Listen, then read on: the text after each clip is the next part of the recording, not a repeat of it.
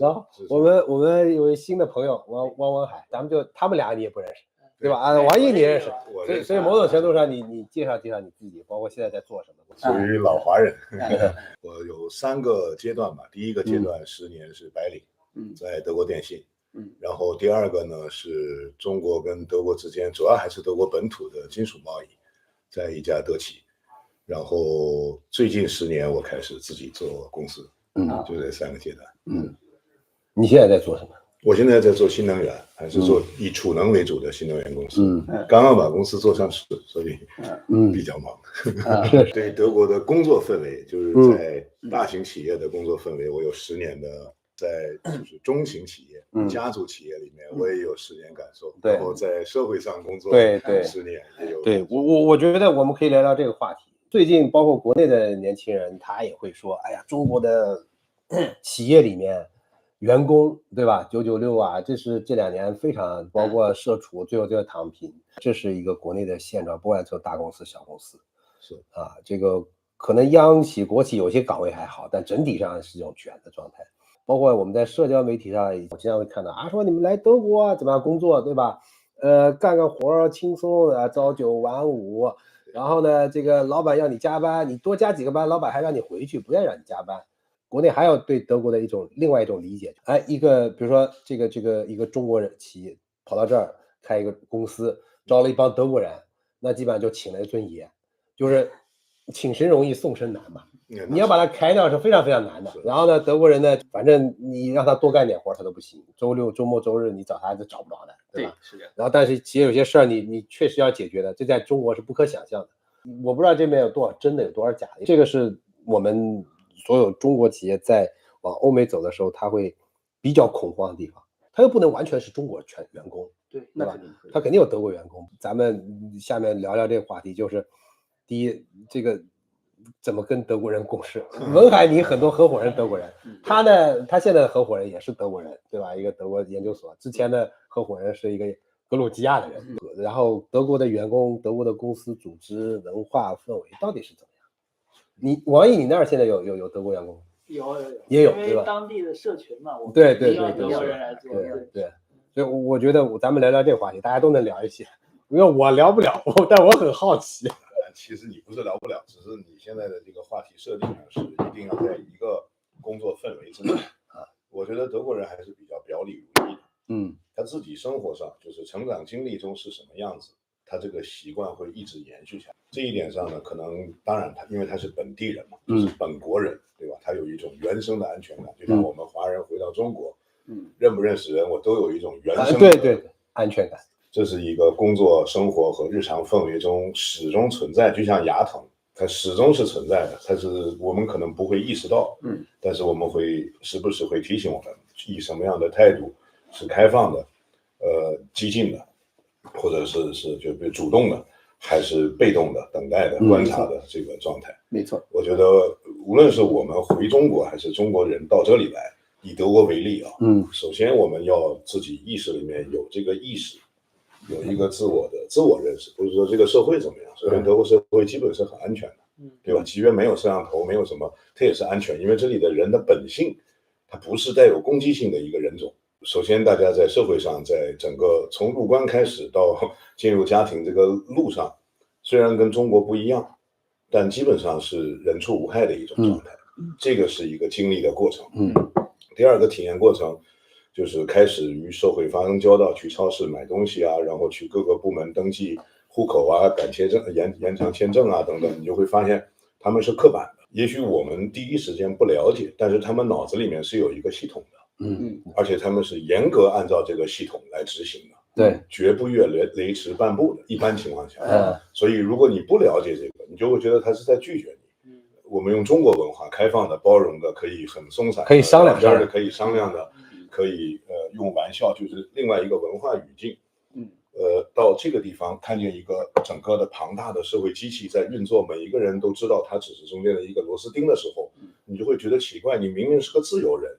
我到这里来是因为我想自由，你已经在自由当中了，你怎么比我还要刻板呢？所以就会形成矛盾，这个矛盾多了，你就会形成一种潜意识里面是他针对你怎么样，其实他不是，他可能对当地人讲起德语来流利的，他可能会稍微更多说2句话，但事情他不会因为这个而改变。所以我们要深刻的理解并记住，这是一个系统化运作的社会，这是很重要的一个意识，我们是先要知道的。所以第一个是我们人文状态，首先我们要知道这个社会是安全的，对吧？第二个我们要知道这个社会是个系统的，第三个我们再去看它的企业，无论是我自己的愿望喜好，是成立一家公司，还是我要经营一个平台，还是我把我在中国或者社会上、世界上经历的一些商业模式要在这里复制，落地培养等等，这是因为在这个互动过程中和养家糊口的几个原因综合在一起的。是在这个过程中，我们才能判断这个德国人或者这个美国人或者这个地方的格鲁吉亚人、什么土耳其人是在什么程度、多久的深度和远度上是我们的合作伙伴、股东型的，就是大家合伙的，还是我们的重要的商业合作伙伴，就 VIP 客户，或者至少一段时间的 VIP 客户，还只是我们的一个员工。这一点我们自己内在的认识和这个想法，在我们亚洲人的言行当中，会给他们留下非常清晰的认知。什么样的认知？就是德国人是非常他虽然不表达，你很难看见他脸上有什么，但是他脑子里的思维体系是非常敏感的，他会记住你每一个言行状态跟他之间的态度，他会记住的。即便他不会说，或者他自己可能都没有反思、没有意识、没有再总结、没有再分析，但是我所接触的，从我到德国第一天到现在，无论是超市的阿姨，还是卖面包的大叔，还是公交车上的这个司机们，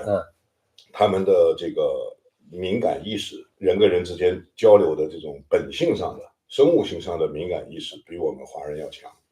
我们会用思想来排斥它、消灭它。因为我们从小对教育是有方向、有目的、有道路、有路径的。在他们自然的一种状态下面，他感受的更多的是跟你在一起的氛围当中。你举一个例子，比如说你自己亲身过，像是直觉一样。直觉，德国人是非常靠直觉驱动的。这角度我们华人也是一样。但是我们华人会用思想、会用感受、会用所有的逻辑言语。就世界本身是非逻辑的，我们华人文化和知识积累的这么多，会让我们自己来说服我们自己。这个认知是完全不一样的，因为大家会认为德国人是比较理性的，他理性，中国人是比较感性的。理性是他对人沟通过程中表现出来的状态。他内在的直觉和跟你打交道，因为首先德国人有一个非常明显的，基本上所有人无论什么阶级，他在跟你说话的时候，他是非常准确的看着你的，他会记住你所有的表情、态度、身体的姿态，对吧？这是一个很自然的状态。我们华人一旦用这种方式跟人沟通，我们意识里面就会留下非常多的印象，只是我加工的有多深，或者我在上面解析的有多准确而已。我没有见到任何一个德系人，他在说话的时候是不看人的，或者他因为有什么问题才会不看人。所以靠直觉与人沟通，这是德国社会的，可能西方社会都是这样，只是我接触的德国人比较多，所以我说德国人在这一点上尤为明显。这是几个角度，一个是我们的历史，一个是在这个社会我们所处的状态，还有一个是与人打交道过程中，对方是怎么感知我们的，和我们怎么感知他们的。那我们跟他们打交道的时候，就应该用他们的标准，其实那也不是面对。我们刚才说到的，就是我们原生的知识体系啊、分析能力啊、汉语的这种3维的组织，会让我们比他们不能说高一个维度，但是我们有一个更完善的思维构建体系。一旦我们用这个逻辑，我们自己的汉语逻辑来分析和判断跟对方打交道过程中的各个维度的话，我们会有一个更全面的认知。这也是老总叫看人要看全面，看人要看长久等等这种所谓的综述型总结的话语，它下面有很多的细的道理的，它是积累起来的，是对吧？国内的老人说的这些话，它是一生经历提升出来，对，只跟我们讲了一句。我有一个问题啊，那比如说像在你这个经历当中，我们不说普通德国人，你肯定也接触过一些，比如说像家族企业或者相对比较高层。那么对于这些相对比较，就是说他们的人生经历在就整个社会当中相对比较我也许不能应该用高低，但是我们用这个词儿来形容。那你感觉跟他们接触，他们难道也是直接就是用他们的直觉去判断这个东西，一定，而不是他通过因为他这么多的人生经历，然后他会去更接近像我们中国人说的这种样的情况去判断这个事情嘛？我觉得好像有点不符合逻辑啊，我只是觉得，因为做这些家族企业，这是你理解的逻辑，这个逻辑是一个现象性，就像你从一个相片里面看这些人当时的语境。但事实上，我所接触的，无论是从最开始施洛德开始，一直到现在，还有等等很多的议员，我们平时也有经常接触，对，他们都是直觉非常强的人。都是直觉非常强，你讲2-3个字，他们马上基本上就能 get 到你在什么状态里面。这些我们简单用汉语语境说，这是统治者，他们是一个自己从出生到进学，他们成为这个德国社会的规范的操作者了。统治者这词可能有点负面意思，但他是这个规范和这个系统的操盘手。他有权利，这个权利他一般不会滥用，但是他在进入这个权力圈子的过程中，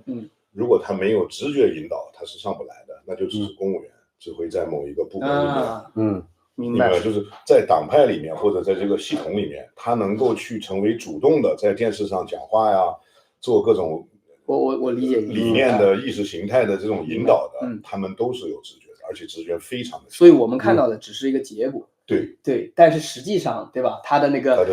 背后的逻辑不一定，就是说，虽然大家都上去了，但跟我们中国的这个有可能背后的逻辑不完全一样。对吧？逻辑可能是一样的只是我们中国文化有一种交际文化里面的约定俗成，什么人在什么情况下，在什么就是说什么话，穿什么衣服，说什么话，跟领导怎么样去表达，跟民众怎么样去表达，怎么让自己能够话术啊，就汉语话术，汉语有话语语境，也有话术，中国的话术是几千年明白演绎出来的，而德语的话术是从它的科学体系里面变得相对来说就是有一点或者不有一点，但是它整个逻辑是严谨的，就是语言逻辑是严谨的，所以这些党政人员都是讲话的高手，对吧？他讲话不是为了引导谁、劝导谁，他首先在这个互动过程中都有个词叫 Allglatt， 就像鳗鱼一样的滑。丝滑，对吧？就是他这个 Allglatt 不仅是语言飘飘然的这种渣男海女这种状态，而是在他的政治生涯中，跟民众、媒体各个方面，这是个褒义词，这是个褒义词OK，是一个严谨逻辑，滴水不漏吧？滴水不漏，在中国叫滴水不漏。汉语里面有赋比兴，会把它延伸到一种更轻松的状态。但这个德语体系你学了你就知道。对，所以德国人好多哲学家就是适合来思考这种人生重大的复杂的问题。反正这是我的从我们说简单感受上，因为如果我们自己内在的感受没有到，学任何的知识，听任何人讲话，都会觉得是隔了很多。对，所以我觉得我们中国人到海外的第一个，至少在我这一代人来的第一个重大的改变，就是我们更注重自我感受了。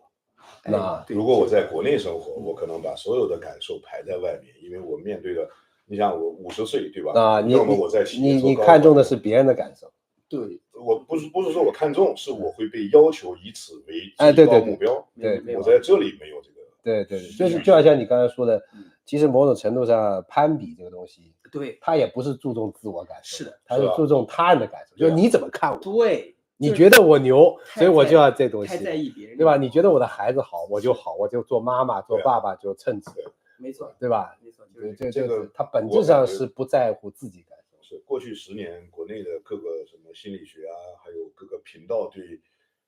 人的心理的这个和社群心理的这个分析、评判，还有座谈很多了。所以就已经把什么受害者心态啊等等这些词，我们小时候根本听不到这些词，这些词汇都已经翻译进去。中国社会但凡有学习的或者有看视频的，愿意对这些东西有所了解的，已经有了这个意识了。是的，80后就已经很强了，90后更强，00后稍微有点过了，是这样一个状态。是。